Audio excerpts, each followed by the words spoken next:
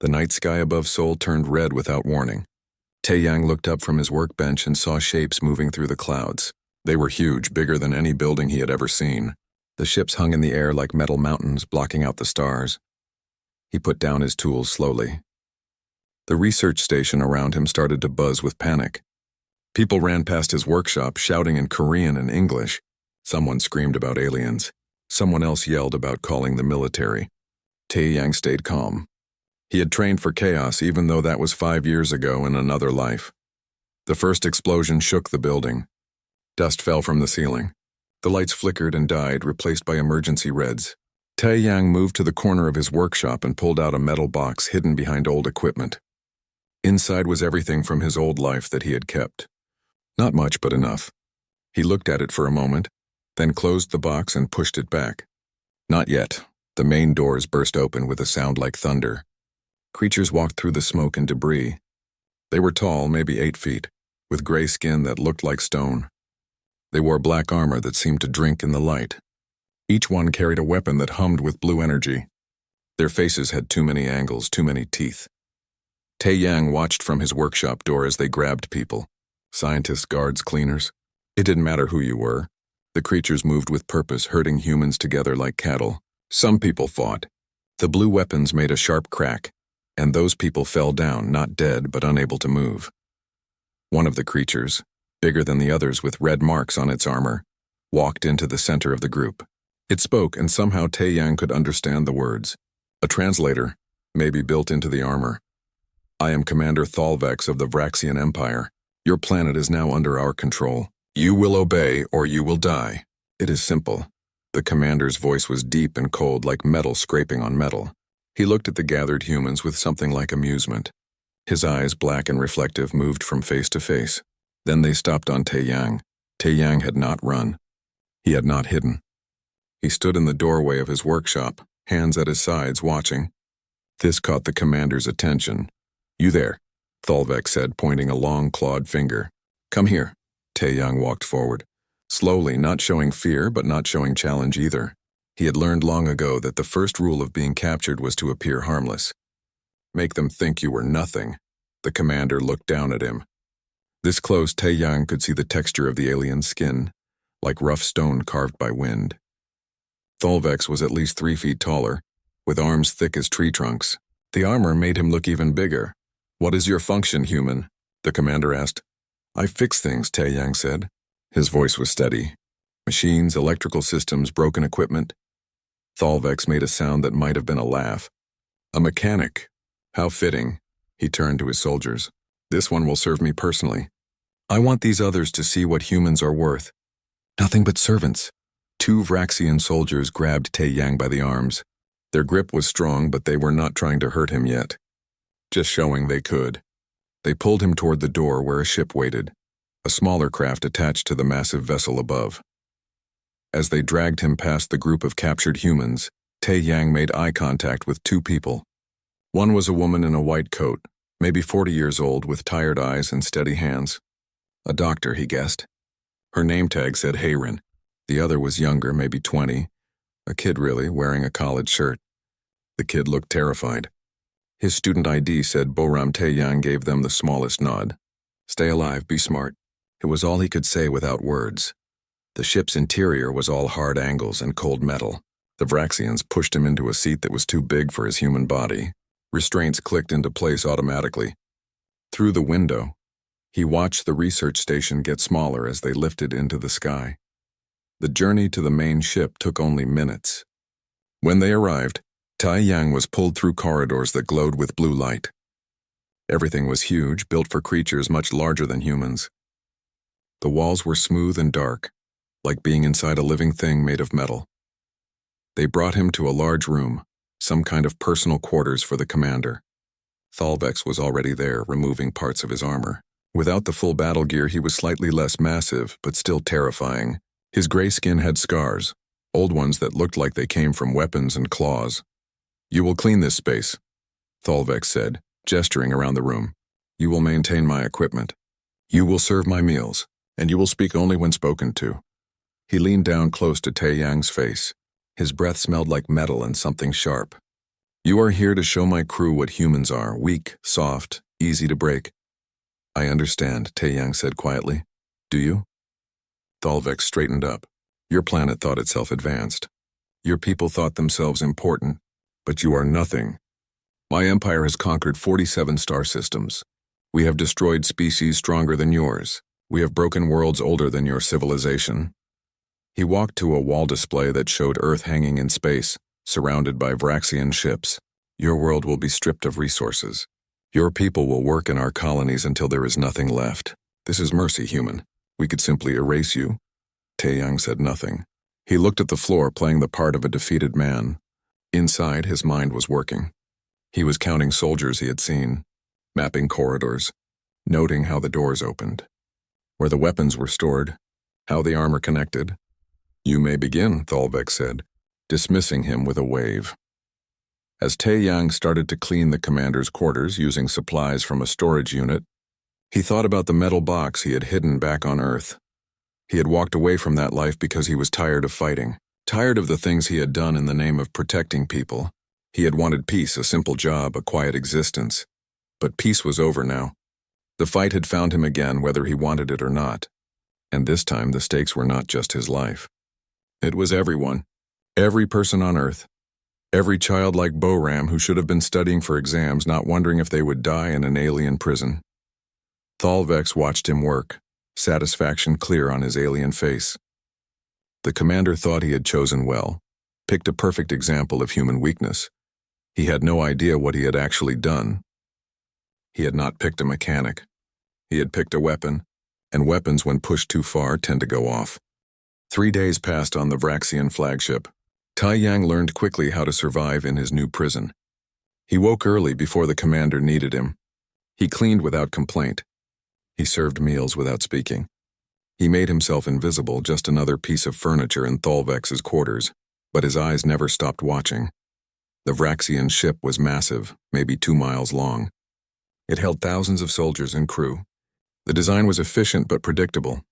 Everything had a purpose and everything followed a pattern. The corridors all looked the same. The doors all opened the same way. The security systems ran on the same schedule. This was useful information. Thalvex enjoyed talking. Like many commanders who had won too many easy victories, he loved the sound of his own voice. He told Taeyang about Vraxian history while eating his meals. He explained their military tactics while Taeyang cleaned his weapons. He described the other species they had conquered while Taeyang organized his armor. The Kelthans fought us for 3 cycles, Thalvex said one morning, watching Taeyang polish a ceremonial blade. They were strong warriors. Natural armor, forearms, excellent strategy. But they thought in straight lines. Their battles followed ancient patterns. We learned their patterns and crushed them. Taeyang nodded, appearing to barely listen. Inside, he filed away every detail. The Vraxians defeated enemies by learning their patterns. They studied, they adapted their technology, and they overwhelmed. But what happened when an enemy had no pattern? What happened when the enemy refused to fight the expected way? The Solarians surrendered after we destroyed their home moon, the commander continued. They were intelligent, more advanced than you humans in some ways. But they were fragile. They needed specific conditions to survive. We threatened those conditions and they gave up everything to preserve them. More information. The Vraxians used overwhelming force and targeted what species needed most. They broke their enemy's spirit before breaking their bodies. On the 4th day, Taeyang saw other humans for the first time since the capture. The commander took him to the detention level, where prisoners were kept. Thalvex wanted to inspect the humans, make sure they were being processed correctly for eventual transport to labor colonies. The cells were clean but cramped. Dozens of humans sat in groups speaking in whispers. They looked tired, scared but not broken. Not yet. Taeyang scanned the faces until he found who he was looking for. Heirin, the doctor, sat with her back against a wall. She was talking quietly to Boram, the young student. The kid looked better than he had during the capture, less panicked. Heirin had probably kept him calm, given him something to focus on. When Heirin saw Taeyang, her eyes sharpened. She did not react obviously, just a slight change in posture. But it was enough. She was alert, aware. Good. Look at them, Thalvex said to his second officer, a Vraxian named Krelvax. So small, so fragile. I do not understand how this species survived on their planet. No claws, no natural armor, weak bones. They must have been lucky. Perhaps their world had no real predators, Krelvac suggested. Some planets are soft, produce soft species. Taeyang almost smiled at that. Earth had produced humans precisely because it was not soft. Because every other species on the planet had wanted to eat them. Because they had to become smart and adaptable just to survive another day. But let the Vraxians think what they wanted. As they walked past Heirin's cell, Taeyang stumbled slightly. It was not much, just a small trip over his own feet. The commander glanced back with disgust at the clumsy human. In that moment of stumbling, Taeyang's hand brushed the cell's energy field and he felt the hum of its frequency. He also made eye contact with Heirin and mouthed 2 words. "Be ready." She blinked once. Message received. Back in the commander's quarters, Thalvex held a meeting with his top officers. Taeyang was allowed to stay, serving drinks and food. The Vraxians spoke freely, not caring that a human was present. Why would they? He was just a servant, probably too stupid to understand strategy anyway. The planetary conquest proceeds ahead of schedule, one officer reported. Human resistance is scattered and ineffective. Their weapons are primitive. Their militaries operate in predictable formations. Excellent, Thalvex said. What of their resources? Abundant, another officer answered. Water, minerals, organic materials. The third planet in this system is remarkably rich. We estimate 30 cycles of profitable extraction before the planet is depleted. 30 cycles. Taeyang did not know how long a cycle was in Vraxian time, but it did not matter. They were planning to strip Earth bare, take everything until nothing remained. And the humans would be worked to death in the process. What of their technology? Thalvex asked. Anything useful? Nothing significant.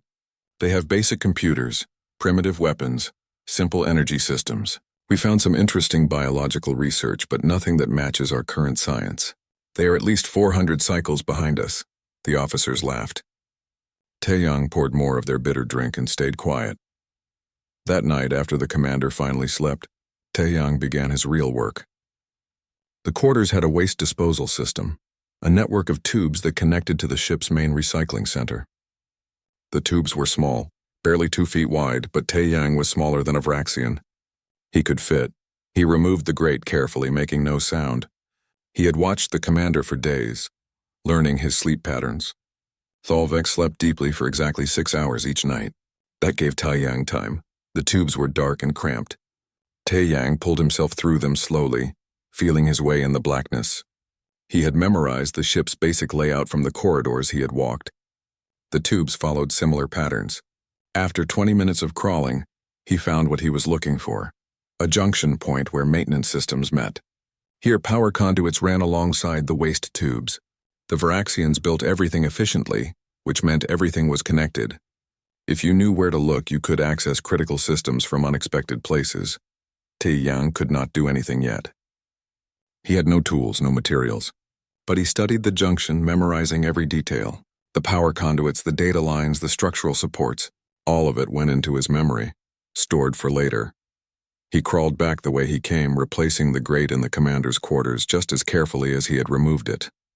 By the time Thalvex woke 2 hours later, Taeyang was already preparing breakfast, looking tired and submissive. Over the next week, Taeyang repeated his night journeys. Each time he explored different parts of the tube system.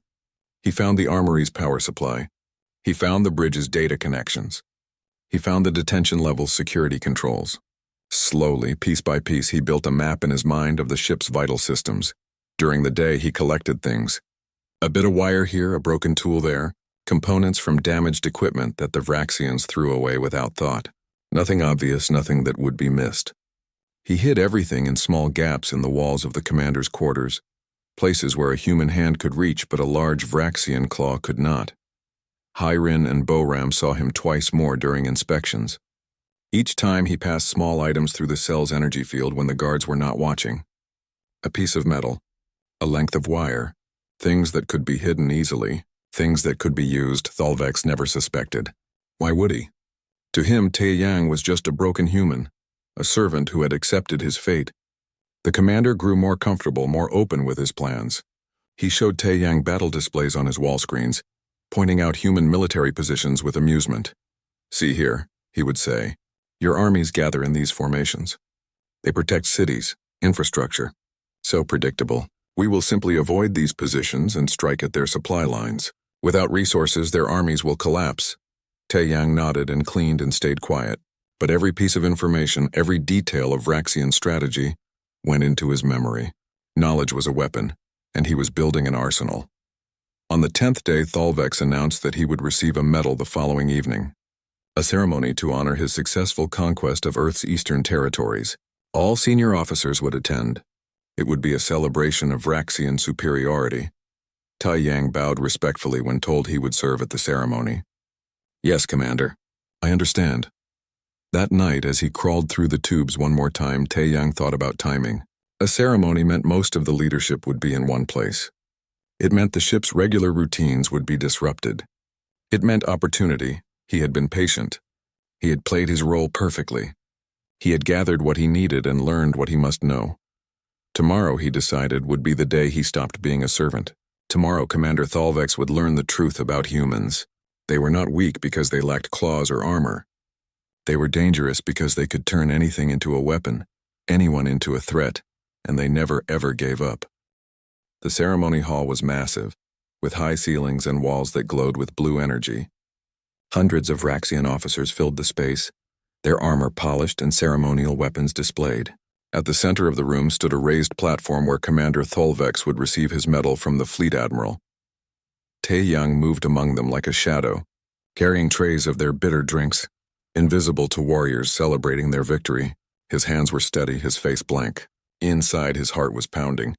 In his pocket was a device no bigger than his fist, built from stolen parts over 10 nights of careful work. Everything had to be perfect. One mistake and he would die. Worse, everyone would die. 3 hours before the ceremony, something had happened that changed everything.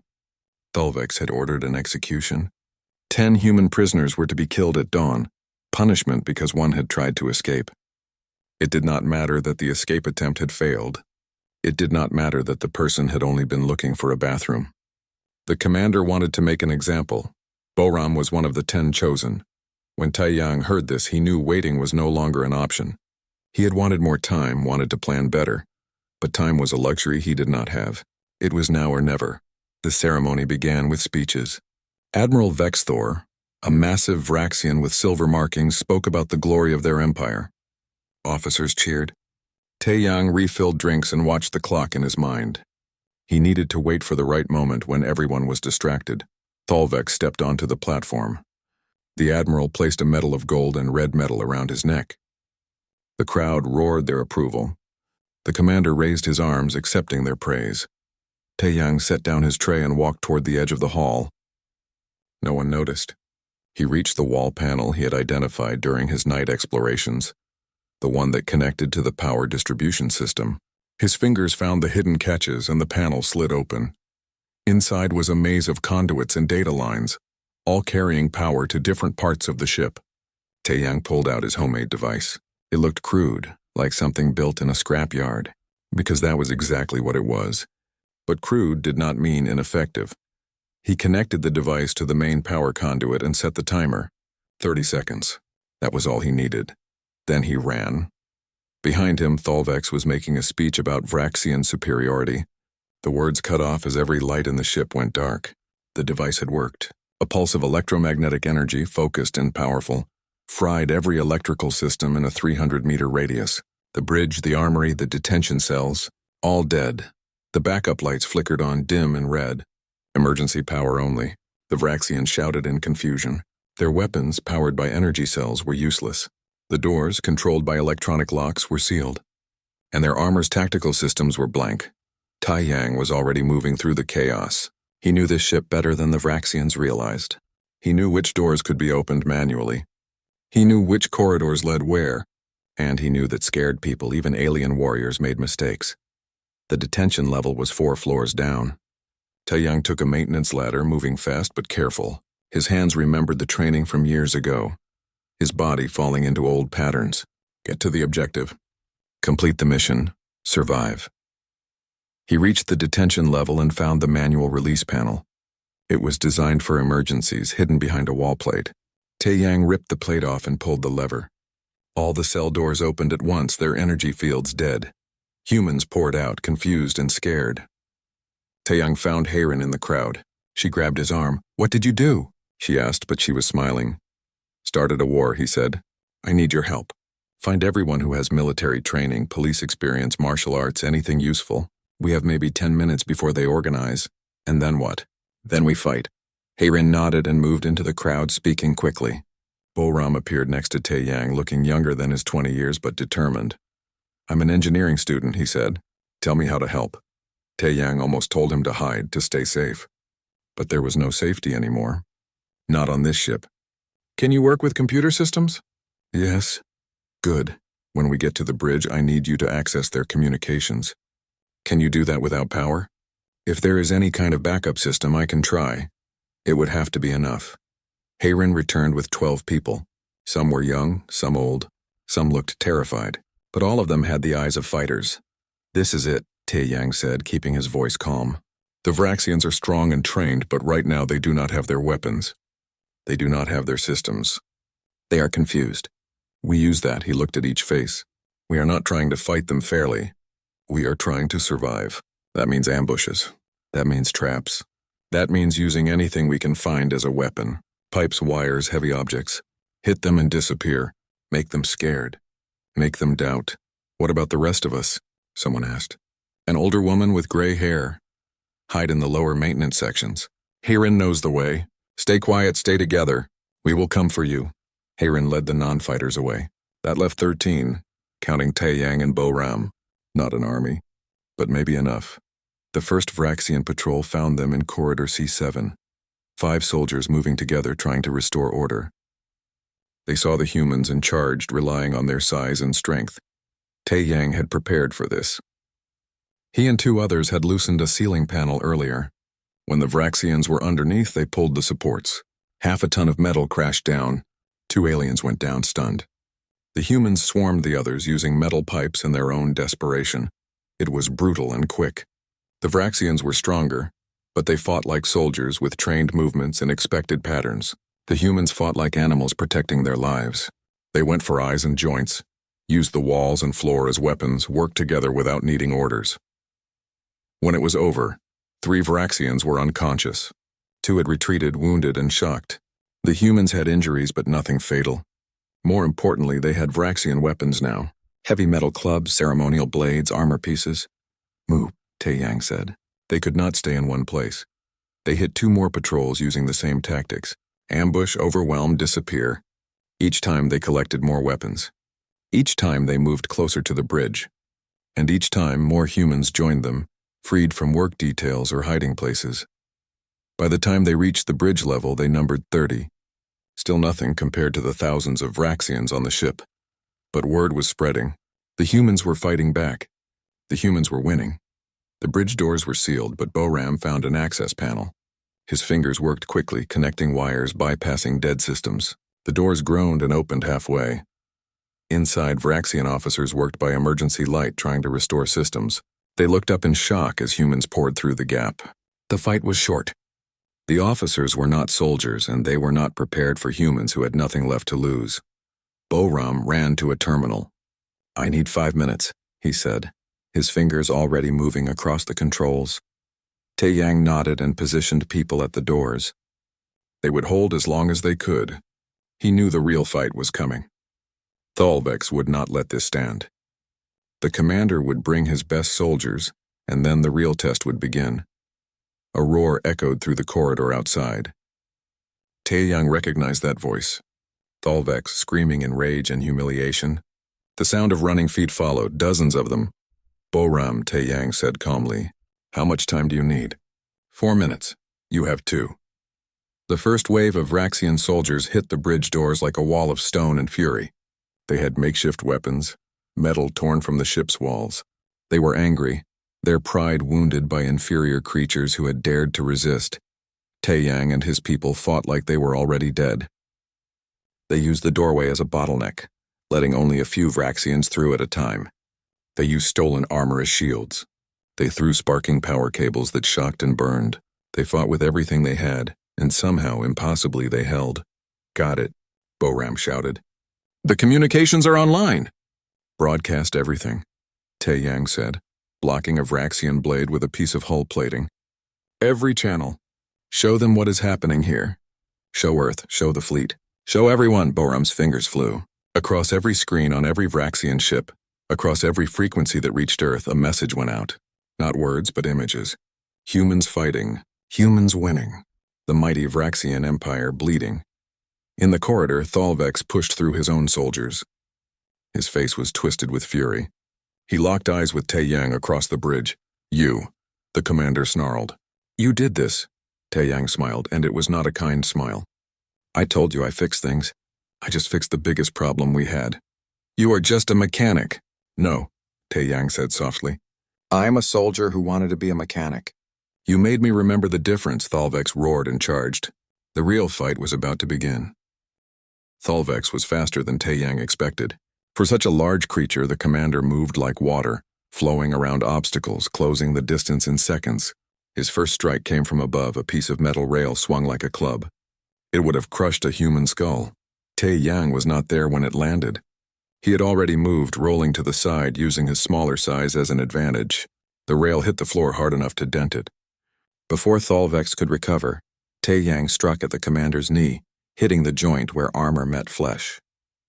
The alien grunted in pain, but did not fall. His leg swept out, trying to catch Tae-Yang's body. The human jumped back, barely avoiding the strike.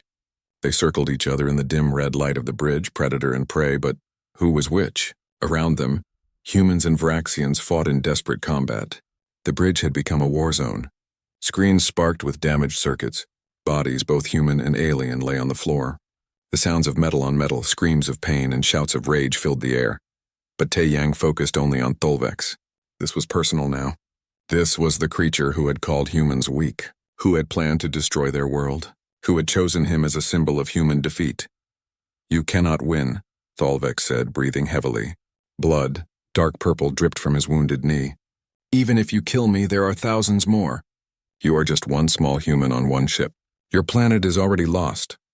Maybe, Tae-Yang said, staying light on his feet. But I am not fighting to win. I am fighting so you understand what you started. We are not the species you thought we were. Thalvex laughed, bitter and angry. You think you are special? I have conquered 47 systems. I have fought species with natural weapons, with telepathy, with technology beyond your understanding. What makes humans think they are different? Tae-Yang dodged another strike and countered with a hit to Thalvex's ribs. Not hard enough to do real damage, but enough to sting, enough to frustrate. Because we do not have any of those things. We have no claws, no armor, no special powers. All we have is the ability to survive anyway. You think that makes us weak. It makes us dangerous, the commander roared and charged again. This time he was not trying to be careful. He was trying to smash, to destroy. His arms came down like hammers. Tae-Yang moved between them, inside the alien's reach where those long arms could not get full power. He struck at pressure points, at joints, at anywhere that would hurt. It was not elegant. It was not honorable. It was survival. On Earth, the broadcast that Boram had sent was changing everything. Resistance fighters who had been hiding, scared and scattered, saw humans fighting on a Vraxian ship. Saw them winning. Suddenly hope replaced fear. If a mechanic and a few prisoners could do this, what could an organized resistance do? In cities across the planet, humans attacked Vraxian positions with new fury. They stopped fighting by Vraxian rules. Instead, they used guerrilla tactics, hit-and-run attacks, improvised weapons. They targeted supply lines, communication towers, isolated patrols. The Vraxians had superior weapons and armor. But humans had something else. They had imagination. A group in Tokyo lured Vraxian soldiers into a subway system and collapsed the tunnels. In New York, resistance fighters used construction equipment as weapons, dropping buildings on alien positions. In Mumbai, they poisoned water supplies that Vraxian forces used. Not enough to kill, but enough to make them sick and weak. Every attack followed the same pattern Tae-Yang had shown. Do not fight fair. Use the environment. Think differently, and most importantly, never give up. On the flagship, Boram watched the feeds coming from Earth with wide eyes. It is working, he said, his voice filled with wonder. They are fighting back everywhere. Hayrin, who had returned to the bridge with more freed prisoners, nodded. We gave them hope. Hope is the most dangerous thing you can give humans. The Vraxian fleet admiral, Watching the same feeds from his command ship understood this too. His invasion, which had seemed so easy, so simple, was falling apart. Not because humans had better weapons or stronger soldiers, but because they refused to quit. Every time his forces adapted to one tactic, humans invented another. They were like water flowing around obstacles, finding every crack and weakness. "Pull back our forces," Admiral Vexthor ordered. "Consolidate positions. We need to rethink our approach." But it was too late for rethinking. Across the fleet, Vraxian soldiers were questioning their commanders. They had been told humans were weak, easy prey. Now they were dying in hundreds, killed by creatures who used everything as weapons. Doors, wires, chemicals, their own bodies. Fear, something Vraxians rarely felt, began to spread through their ranks. On the flagship bridge, Thalvex finally understood what was happening. He was losing. Not just the fight with Tae Yang, though that was going badly too. He was losing everything. His reputation, his conquest, his certainty about the universe. The human in front of him should not exist. Should not be standing after taking hits that would break most creatures. Should not be smiling with blood on his face and determination in his eyes. "What are you?" Thalvex asked, genuinely confused now. Tae Yang wiped blood from his mouth. His, not the aliens. Several ribs were broken, his left arm was not working properly, and he could barely see out of one eye. But he was still standing. Still fighting. "I am what happens when you push humans too far," he said.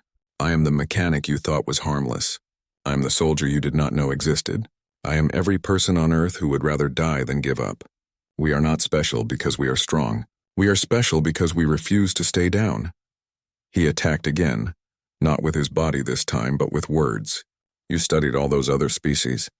You learned their patterns. But humans do not have patterns. We change, we adapt.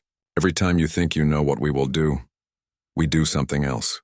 That is our weapon, Commander. Not technology. Not strength, unpredictability." Thalvex swung his weapon in a wide arc, trying to catch the human anywhere. Tae Yang ducked under it and grabbed a power cable from the damaged console. With his good arm, he swung it like a whip. The exposed end caught Thalvex across the face, burning and shocking. The commander stumbled back, dropping his weapon. Tae Yang did not press the advantage. Instead, he picked up the fallen metal rail that Thalvex had used. It was heavy, too heavy for a human, really, but he lifted it anyway. "Surrender," Tae Yang said. His voice was calm despite his injuries. "Order your fleet to leave Earth. Tell your empire that we are not worth the cost." Thalvex looked around the bridge. His officers were defeated or dead. The humans, bloody and wounded, were still standing, still ready to fight. On the screens, his fleet was in chaos. On Earth, his perfect invasion was collapsing. He had lost to a mechanic. To a species he had called primitive. The shame was worse than any physical pain. "Why?" Thalvex asked, and his voice was quieter now, almost human in its confusion. "Why do you keep fighting? You know you cannot win against the full power of our empire. Even if you take this ship, even if you free your planet, we will return with more forces. Why not just accept the inevitable?" Tae Yang leaned on the metal rail, exhausted. "Because inevitable is not the same as certain. Because maybe we cannot win today, but maybe we can tomorrow. Because every moment we fight is another moment we survive. And as long as we survive, there is hope." He looked directly into Thalvex's black eyes. "That is what you do not understand about humans. Hope does not need logic. It does not need good odds. It just needs one person who refuses to quit." Hayron stepped forward with a communication device they had taken from a Vraxian officer. "The fleet is waiting for orders, Commander. What will you tell them?" Thalvex looked at the device, looked at the humans surrounding him, looked at the screens showing his forces being slowly torn apart by creatures who should have been easy prey. He had a choice. Continue fighting and watch his perfect record become a disaster, or retreat and accept shame. Neither was good, but one would save lives. Vraxian lives. He took the device and activated it. His voice when he spoke to his fleet was heavy with defeat. "All forces, this is Commander Thalvex. Begin withdrawal from the third planet. Pull back to safe distance. Cease all hostile actions, sir." A voice came back, confused. "We are still capable of fighting." "I said withdraw," Thalvex repeated. "That is an order." Across the fleet, Vraxian ships began to pull away from Earth. On the planet below, humans watched in disbelief as their invaders retreated. Cheers erupted in cities, in resistance bases, in homes where families had been hiding. The impossible had happened. Earth had survived. On the bridge, Tae-yang finally allowed himself to sit down. His body was screaming in pain now that the adrenaline was fading. Hyrin rushed to him, her doctor's hands immediately checking injuries. "You need medical attention," she said. "Several broken ribs, possible internal bleeding, definite concussion." "Later," Tae-yang said. "First, we need to make sure they actually leave. And we need to help the people still trapped on other ships." Boram was already working on that, using the bridge systems to contact other human prisoners throughout the fleet. The word spread quickly. "Fight back. Use what you have learned. Take the ships." It would not be easy. Many would die. But the momentum had shifted.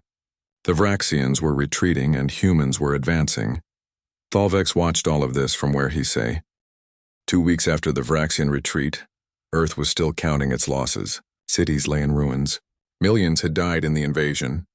The scars on the planet would take generations to heal. But the humans were alive and they were free. Tae-yang stood in what used to be the commander's quarters on the flagship. The room looked different now.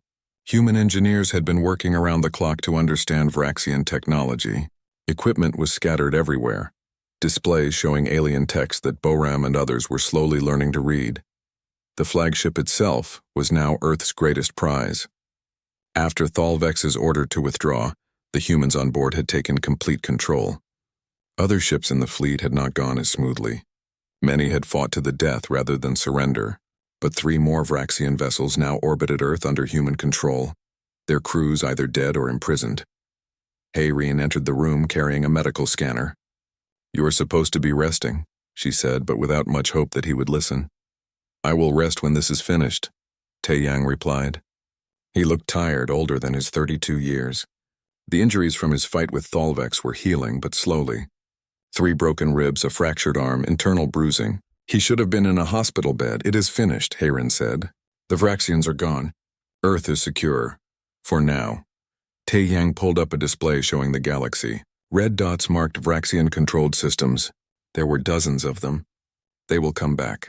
Maybe not today or tomorrow, but eventually." This was just one fleet. Hayrin was quiet for a moment. "Then we will be ready. We have their ships now. We have their technology. And we know their weakness." "Their weakness is our strength," Tae-yang said softly. "They think in patterns.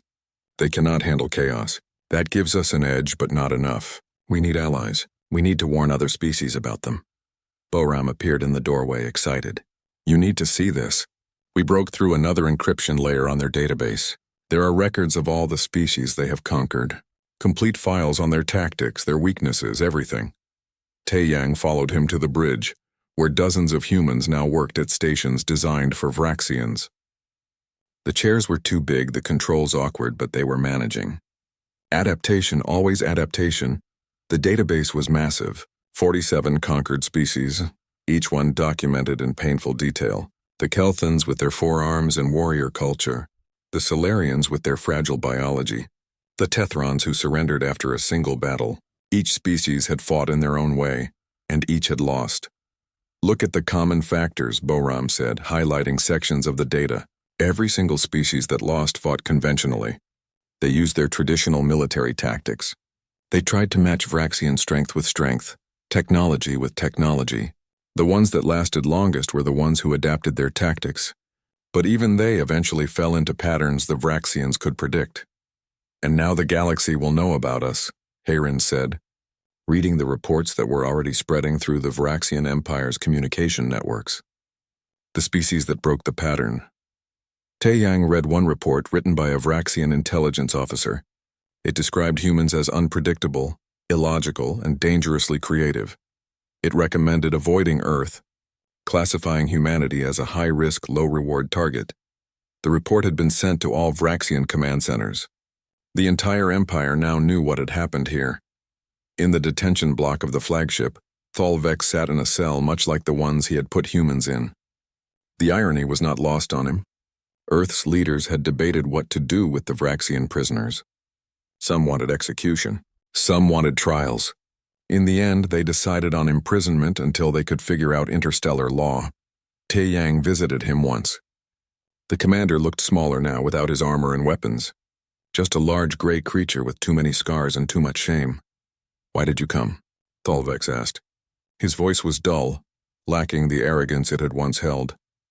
"Because I wanted you to understand something," Taeyang said, sitting across from him. "I do not hate you. I do not even blame you entirely. You did what your empire trained you to do. You followed your nature. Then why fight so hard? Why not just accept your fate? Because accepting fate is not human nature. Our history is full of people who were told they could not win, and they fought anyway. We do not have your strength or your technology. What we have is stubbornness and imagination. It has kept us alive through ice ages, plagues, wars, and every disaster our planet could throw at us. Did you really think we would stop now?" Thalvex was quiet for a long moment. "What happens to me? I do not know. That is not my decision, but I can tell you this. You are proof, Commander. Proof that the mighty can fall. Proof that strength is not enough. Every species your empire has enslaved will hear about what happened here. And some of them will start to hope. Hope that they can resist too. You will start a war across the galaxy," Thalvex said. "The Vraxian Empire will not tolerate rebellion. They will crush any uprising with overwhelming force. Maybe," Taeyang stood to leave, "or maybe they will learn what we learned. That overwhelming force is not always enough. That the cost of empire might be too high when your subjects refuse to stay conquered." 3 months after the invasion, Earth sent out its first diplomatic mission. A modified Vraxian ship crewed by humans traveled to the nearest independent system. On board were engineers, diplomats, and soldiers. Their message was simple. The Vraxian Empire could be beaten. Earth had done it, and others could too. The response was mixed. Some species were excited, seeing hope for the first time in generations.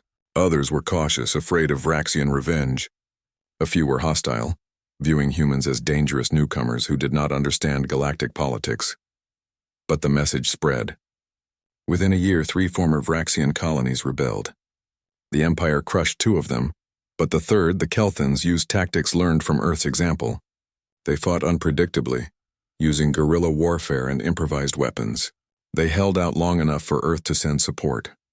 The Vraxian Empire found itself fighting a different kind of war, against enemies who refused to follow the rules. 5 years after the invasion, Taeyang finally returned to what was left of the research station where he had been captured. The building was being rebuilt, turned into a memorial for those who died. His old workshop was gone, replaced by a museum showing the early days of the invasion. He stood in the spot where Thalvex had first noticed him, where this all began. A quiet mechanic who just wanted to be left alone. He thought about how much had changed. Earth was now a power in the galaxy, feared and respected. Humanity had allies, trade partners, and enemies. They were no longer alone. Hayrin found him there. She ran a medical facility now, training human doctors to work with alien biology. Boram had become one of Earth's leading experts on Vraxian technology, helping design ships that combined human creativity with alien engineering. "They want you to give a speech," she said. "The memorial dedication. You are a hero whether you like it or not." "I am not a hero," Taeyang said. "I just did what needed to be done. That is what heroes do." He smiled slightly. "I was just a mechanic who got captured by the wrong commander." "No," Hayrin corrected. "Thalvex was a commander who captured the wrong human. And through you, he captured the wrong species." The memorial dedication was attended by thousands. Representatives from a dozen alien species came to honor the humans who had fought back. The event was broadcast across the galaxy, to worlds that had once thought resistance was impossible. Taeyang kept his speech short. He talked about the people who died. He talked about the courage of ordinary humans who became warriors. He talked about how fear could be overcome with hope, and how weakness could become strength. But mostly he talked about the future. "We did not win because we were special," he said to the crowd. "We won because we refused to accept defeat. That is available to any species, any person. You do not need to be strong to fight back.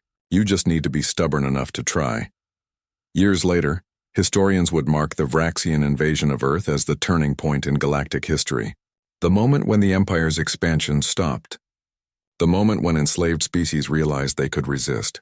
The moment when humans, those small, fragile creatures with no natural weapons, proved that intelligence and determination could overcome almost anything. Thalvex, still imprisoned on Earth, lived to see his empire slowly crumble. Rebellion spread. Territory was lost. The certainty that had defined Vraxian culture for centuries began to crack. Some said he went mad. Others said he simply grew quiet, accepting his fate. Taeyang visited him one last time, many years after their fight. The commander was old now, his gray skin faded, his movements slow. "I understand now," Thalvik said. "What makes humans dangerous, and what is that?" Taeyang asked. He was older too, with gray in his black hair. "You never stop. Other species reach a point where they accept loss, where they calculate that continued resistance costs more than surrender. But humans never reach that point. You would rather die trying than live defeated. It is not logical. It is not rational. But it works. Because logic and rationality are not everything," Taeyang said. "Sometimes the impossible is just a challenge we have not figured out yet." He left the cell and did not return. Thalvex died 2 years later, the